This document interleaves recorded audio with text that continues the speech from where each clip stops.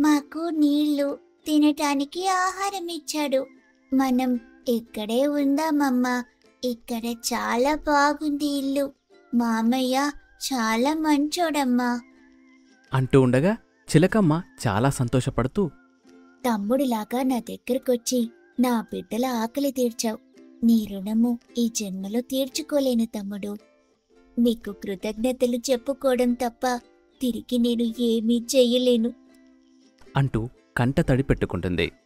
బాధపడద్దు, ఈ వయసులో కాలం అందరికీ అలాగే కష్టంగా ఉంటుంది. అందుకే మేము ముందుగా ఇదంతా చేసుకుంటాము. మేము నలుగురం స్నేహితులం. సారాపావురం, సోనుపిచ్చుక, మోహికాకి మేమందరం కలిసే ఉంటాము. వాళ్ళందరికీ నేను సోదరునిని. వాళ్లు కూడా నన్ను అలాగే భావించి చూస్తారు. మేమందరం కలిసి ఉంటాము. ఈరోజు నుంచి మీరు కూడా ఇక్కడే ఉండండి. పిల్లలతో సంతోషంగా ఇక్కడే ఉండొచ్చు. ఆ మాట వినగానే ఆమె చాలా సంతోషపడుతుంది. ఇంతలో సారాపావురం అక్కడికి వస్తుంది.